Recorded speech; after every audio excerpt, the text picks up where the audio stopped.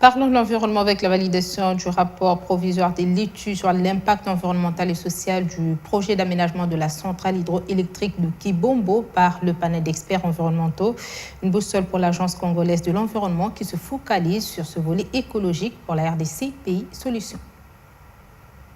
Cet ouvrage de plus de 180 pages contient le rapport provisoire de l'étude sur l'impact environnemental et social mené par les experts du Bureau d'études et carnets du ministère de l'Environnement et Développement rural en vue de l'aménagement de la centrale hydroélectrique de Kibombo dans la rivière Inkisi, située dans la province du Congo central, dont la capacité est estimée à 246 MW.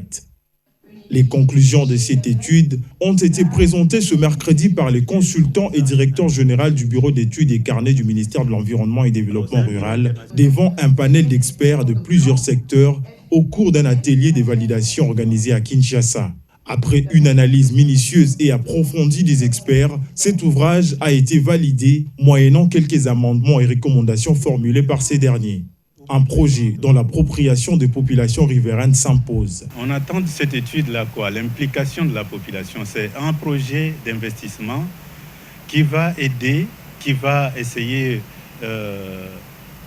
de remonter les niveaux industriels du pays en termes d'emploi. Il y aura des emplois qui vont être créés localement. Il y aura, derrière les emplois, il y a les bénéfices en termes d'impôts et des taxes que l'État congolais va pouvoir en profiter, mais aussi il y aura développement des industries connexes. Le projet dont nous parlons va essayer de résoudre tant soit peu, n'est-ce pas, la difficulté que nous avons sur la fourniture électrique.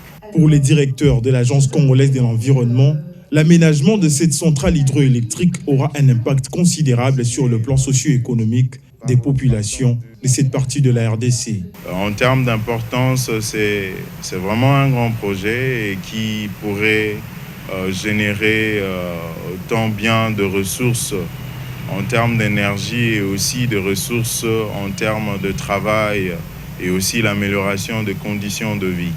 Et en termes d'impact, je vais le classifier à deux niveaux. C'est qu'il y a un niveau positif et aussi un niveau négatif.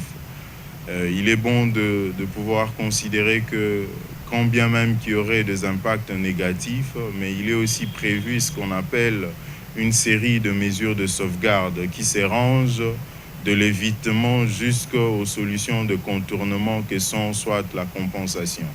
De la série d'impacts négatifs identifiés par cette étude, le panel d'experts a, au cours de cet atelier, formulé et proposé un certain nombre d'observations et mesures à l'intention du consultant et du promoteur de ce projet.